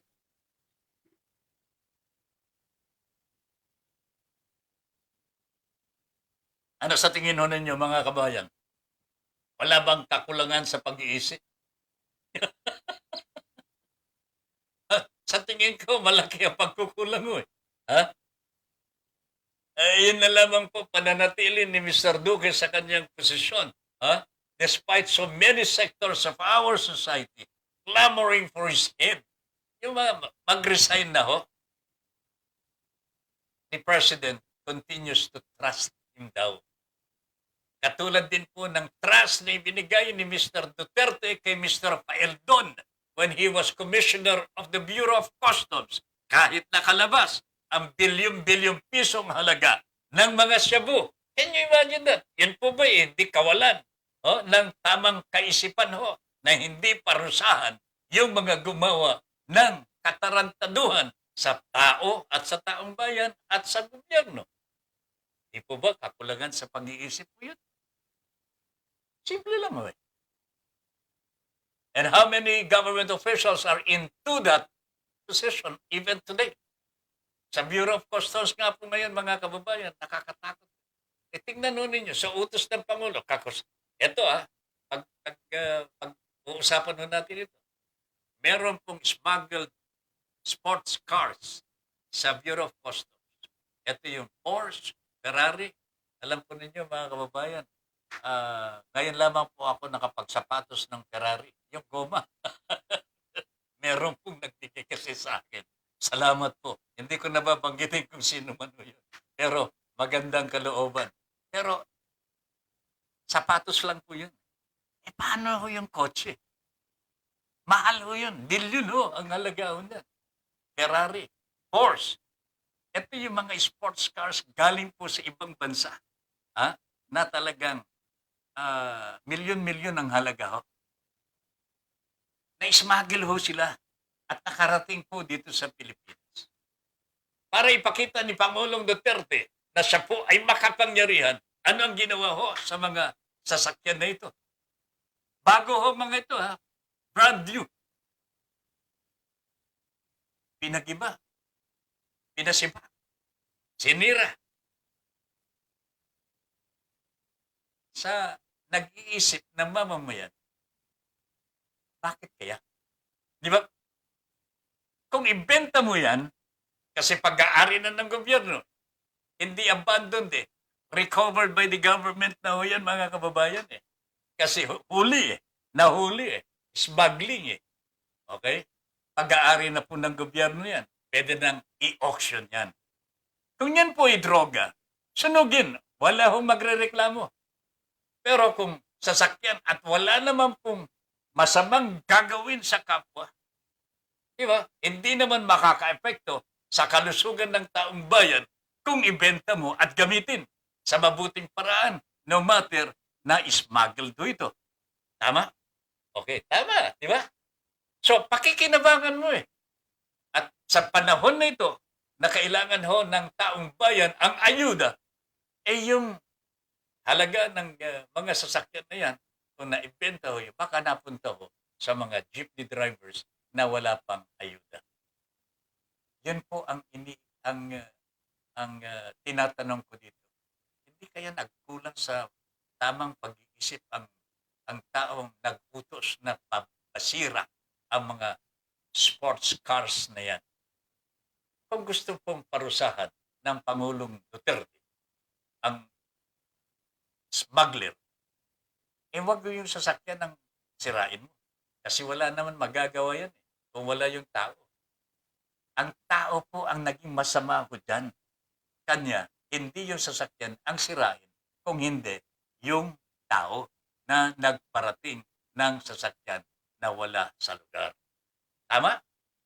O ngayon, tanong ko po sa inyo, sino ang buo ang kaisipan? O kayo na ho. Kayo na ho, ngumusga ho. Ito po ba, gusto pa ninyong panatilihin sa ating gobyerno ho? Ayun nako talaga, hindi nga niya masita si Mr. Duque. Sang katutak na po ang kasalanan ni Re.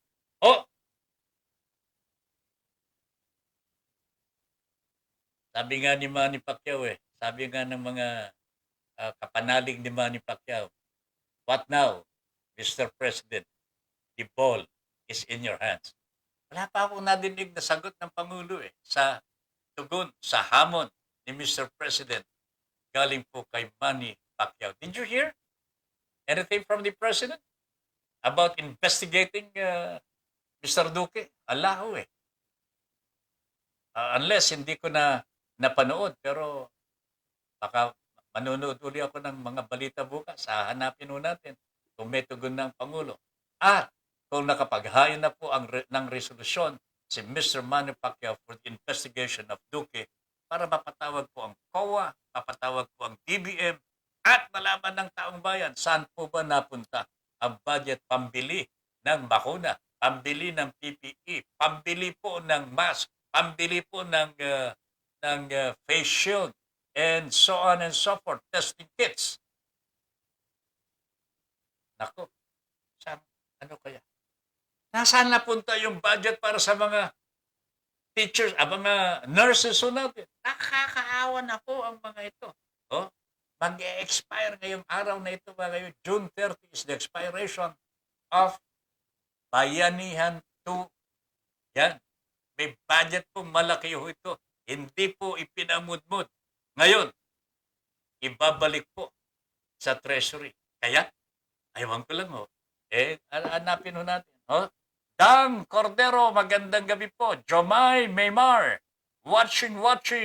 Hello po, Sir Ben. Good evening. Magandang gabi, Jomay. Meron po akong pina-follow up ngayon. At ka-contact na po namin ang regional office ng Department of Environment and Natural Resources. Antabayanan mo lamang ho. Sapagkat meron nang ibinigay sa akin ng DNR na mga contact points. Ayan, nakatatanggap ko lamang. Ma-follow up na po natin sa regional office. Ano ang nangyayari po dyan in the hands of forest rangers na nang aagaw ng sakahan ng mga kawawang mga farmers. Negros Oriental, ito mga kababayan. Mel Rodelio Militante, sorry po, di po pro-money si Tata Ben. BBM po siya. Ben Militante po ang iboboto niya for president. hindi po Ben, kung hindi Bon.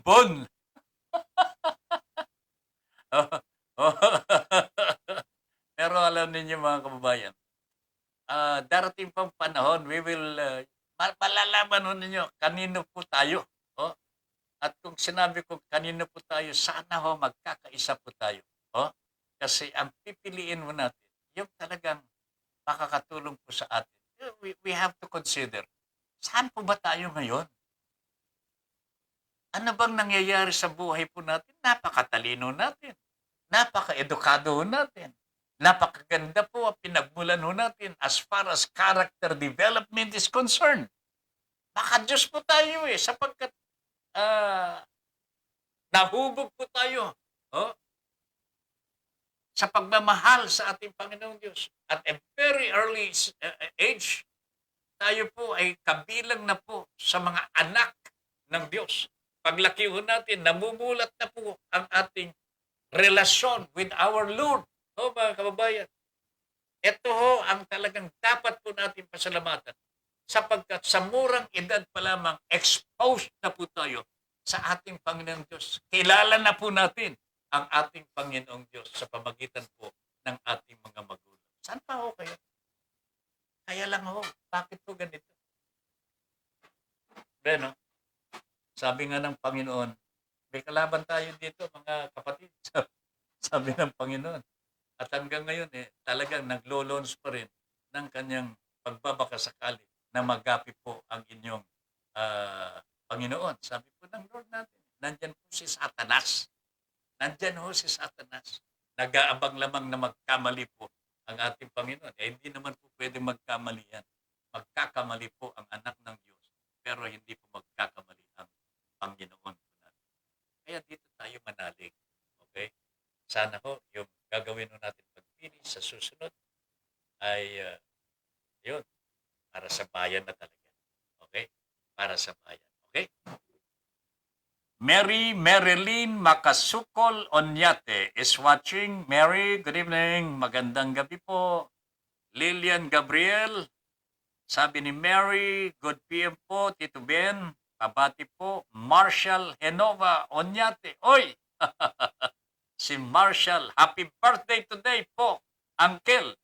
Uncle Marshall Henova Onyate, kamag-anak ito. Galing po kay Mary Marilyn Makasukol Onyate. At syempre, galing na rin po sa inyong abang lingkod. Mel, Militante, sana po, isa sa dapat bantayan ng COMELEC yung style ng pandaraya ng ibang politiko. Naghahakot ng mga tao mula sa ibang bayan para iparehistro sa kanilang bayan kung saan sila kumakandidato para pandagdag boto. Gayong ang mga ito ay kasalukuyan pang nakarehistro sa sarili nilang bayan. Ika nga, mga flying voters. Tapos, yung mismong mga lehitimong nakarehistro sa sarili nilang bayan ay nawawala ang mga pangalan at di nakakaboto kasi alam nilang di sila iboboto. Ay nako. Ito'y gawa ng mga local candidates. Local candidates, paring Mel. Hindi ito yung pangpangulo. Ang pampangulo, nandyan po sa main headquarters. Nandyan ho yung kanilang kinontrata na mamahala po sa bilangan sa boto. Yan po ang nakakatakot pagka yan ang pinakialaman ng ating pamahalaan. Sana merong magawa ang COMELEC na hindi po pakikialaman ito ng kung sino man ang namumuno sa ating bansa sa ngayon. Once election is rigged, mga kababayan, pagka napakialaman nino man ang eleksyon, tapos na tayo na naman, mga kababayan. And it is possible, kapag hindi po nag-iingat ang COMELEC, mapapasukan ito sapagkat mahalaking halaga ang nakataya dito. Okay? Malaki po ang nakataya dito. So, abangan natin. Los Unidos Joven Teos. Good evening. Wow, thumbs up po si Los Unidos Joven Teos. He is watching now. Hi, sabi ng bata. Good evening. Mel, sa panahon ngayon, ang ibig sabihin ng COMELEC ay di Commission on Election, kundi Commission tuwing May election. Eto sana mga kababayan, ang ingatan natin, nasanay na po tayo na pag kami eleksyon, panahon para tayo ay tumanggap. Okay? Ang sabi po ng iba, atin naman yan. Galing naman po sa bayan yung pinamimigay. Di kunin natin. Medyo mahirap po ito, mga kababayan, sapagkat nakakabulag ho ito Pagka tumanggap po kayo ng suhol, wherever that came from maybe, nagkasala ka na Nagkasala ka na. Mahirap po ito. Kung gusto po natin maging malinis, simulan po natin sa ating sarili. It is very difficult mga kababayan. Sino bang tatanggi sa pera pagdating ng halalan? Bigayan talaga yan. Ang hindi po natin malalaman, tumanggap po tayo, ibinoto natin yung nagbigay ng hindi pala karapat-dapat. Anong mangyayari sa atin? Ito sabi ng iba, tinanggap lang naman namin hindi naman po namin iboboto yan ang katwiran. Pero nagsimula po sa mali sapagkat ang ibinigay na pera ay galing sa masama. Suhol po yan Suhol po. Para kayo ay malinlang. Nagpaloko tayo. Tumanggap po tayo. We become part of the crime. We become part of the crime. Ito ang masama mga kababayan. When we become part of the crime, when we go after the solution, hindi po natin makikita ang solusyon sapagkat bahagi po tayo sa naging problema. Maliwanag? Okay? Sige Pero alam ko, meron pong mga ngatwiran pa They will rationalize the fact that what they receive, pera din po ng bayan. Yan ang rationalization yung pagtanggap ng pera tuwing halalan. Pero tandaan ninyo mga kababayan, that is a bribe money. Anything that is a bribe, masama po yan.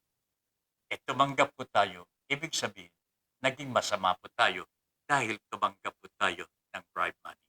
Okay? So, ingatan natin na masira po ang ating dangal. masira po ang ating relasyon sa ating Panginoong Diyos sapagkat yan po ipagkakasala sa ating Panginoong Diyos. O, tandaan po natin yan. Okay? Areglado. Mercy Ong. Sir Mel, takbo ka for President. Boboto ka namin. Marami kami botante. Si Ma'am Mercy Ong. Mary Marilyn, ha? Onyate Marshall Henova Onyate, happy birthday today. Okay? Bel, may mga nag-uudyok po sa akin na kumandidato daw ako sa susunod na eleksyon. Kaya lang, pinag-aaralan ko pa kung yung mga nag-uudyok mga anghel o kampo ng demonyo. Ano yun? Magandang lalaki lang. Oh? Ano ito? Magandang lalaki lang kakandidato na agad. O nga eh.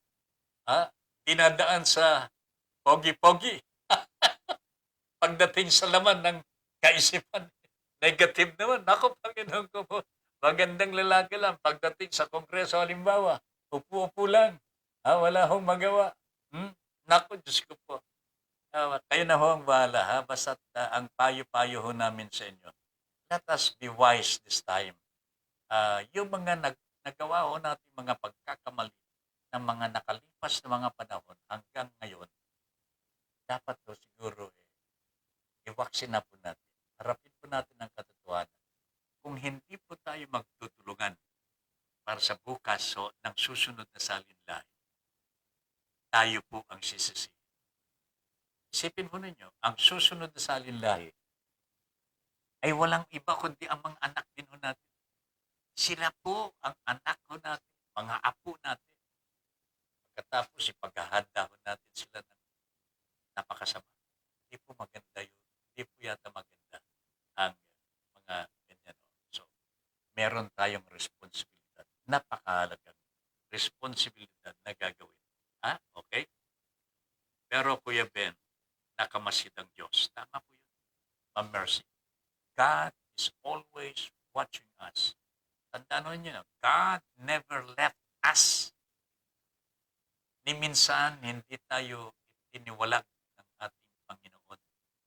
Tayo ang lumalayo sa Kanya. Kaya tayo po ay napapariwala. Okay? Mel, Tata Ben, kausap ko kanina lang si Attorney Toti. Nabanggit ko kayo. Sabi niya, kumusta daw po? Pakisabi mo sa kanya, I'm always fine and looking young. Pakisabi mo sa kanya, if he needs anything, magsalita lamang, wag lamang po siyang ihingi ng pera kay Ben Paipon, hingi siya ng pera kay Mel Rodelio Militante. Tsak, magkakaroon siya niyan. Okay? Thank you very much, Mel.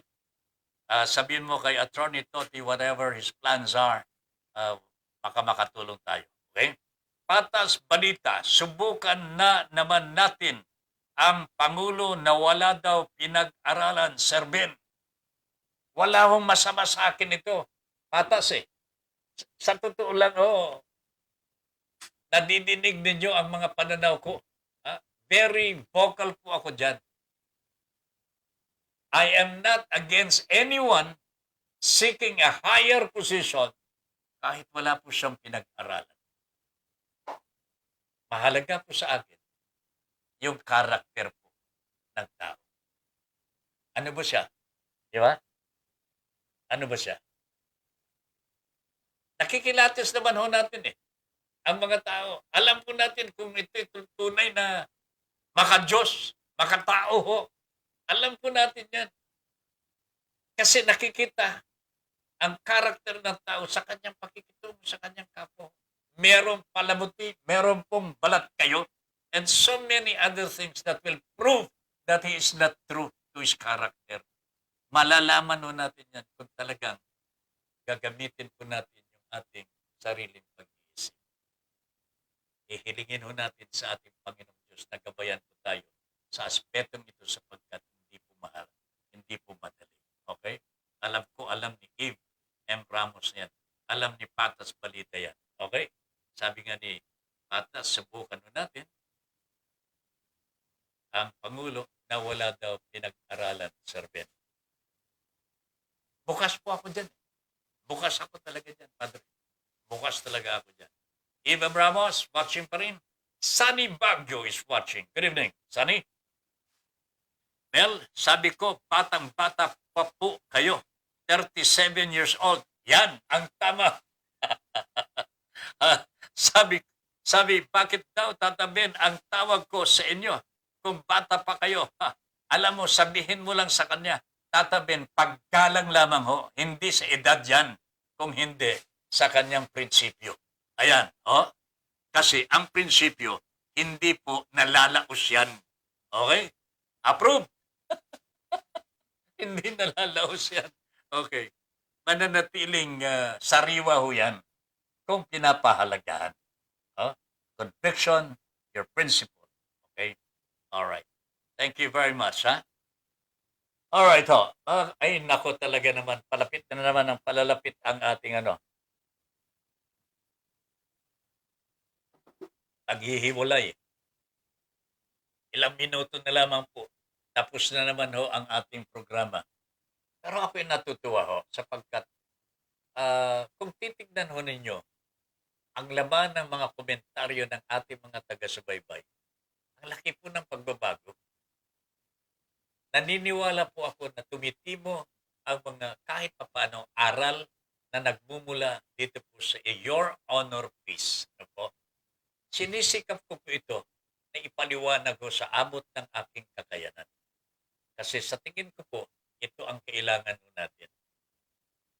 Ako po strongly believe na kahit ganito na po ang edad natin, ginagamit pa po tayo ng ating Panginoong Diyos na ikalat kung ano po yung tama.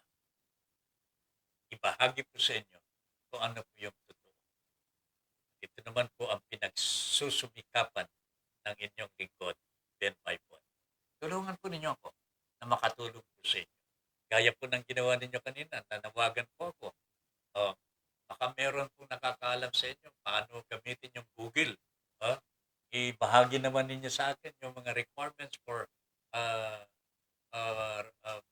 for presidency. Si Ma'am Mary at saka si John Padilla, kaagad po silang tumalima. Nakatulong po sa taong bayan ho ito. Nalaman po natin ang requirements. So hindi pa pala mahalaga talaga ang natapos mong edukasyon. Although we are not saying na walang halaga ang edukasyon. Napakahalaga po ang edukasyon. Pero pagpili ho ng leader po natin na siyang mamamahala sa ating kabuhayan, buhay,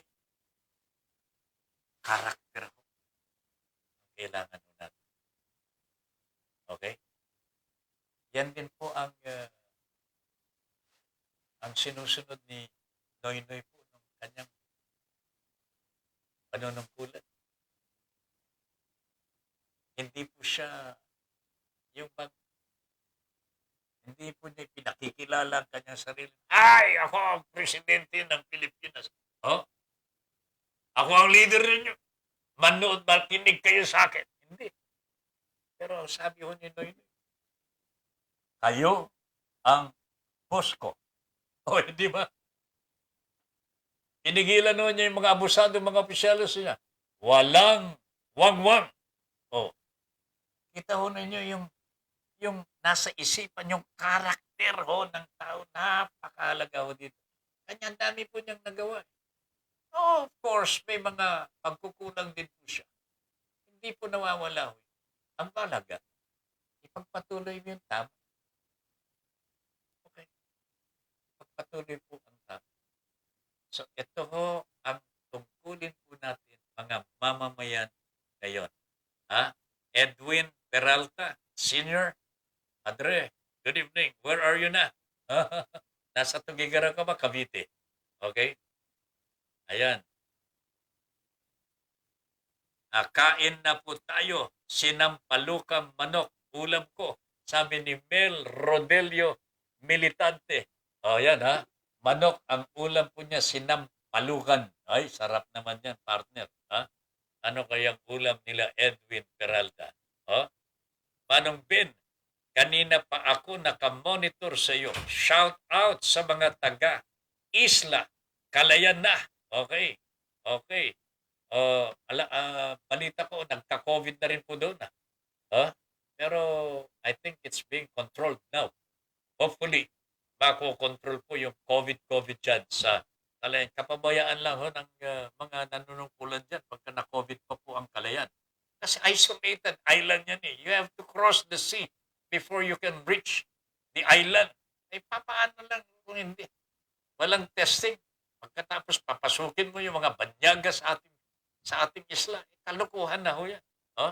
Anyway, ginagawa na po ni Mayor Llopis ang kanyang dapat gawin sa bagay na ito at ibigyan natin ng kanyang katungkulan na magampanan.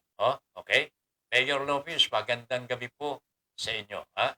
Nananalig ho kami sa inyo na mapagbuti po ninyo ang paglilingkod sa mga taga-Calayan.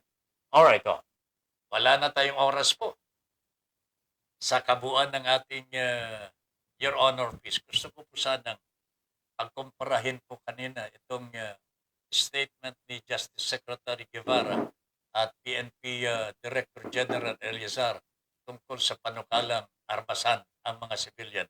Pero hindi na po natin natalakay sapagkat napagtuunan ho natin itong hamon ni Manny Pacquiao kay Mr. Duque. The ball is in the hands of the President now.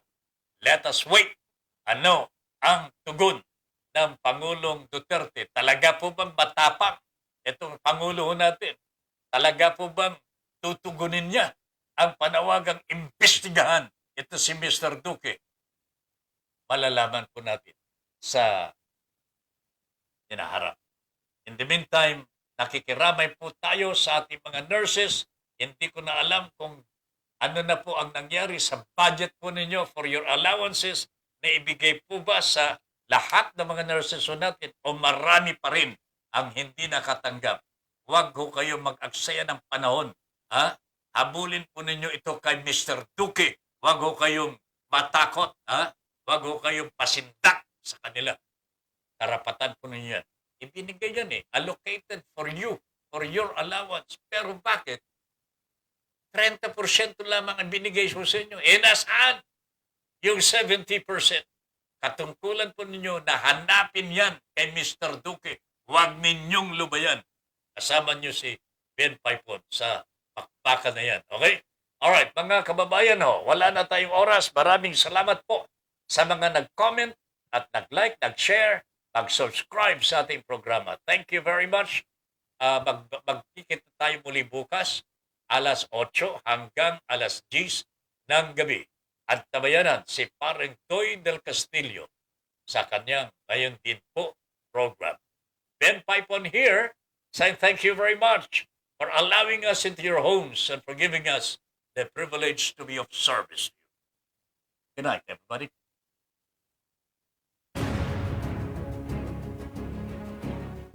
Inyong natunghayan ang makabuluhang pagtalakay sa mga isyong napapanahon. Hanggang sa muli, dito pa rin sa Broad Streamcast Communicators. Para sa malayang pamamahayag. Your Honor, please. Maraming salamat po.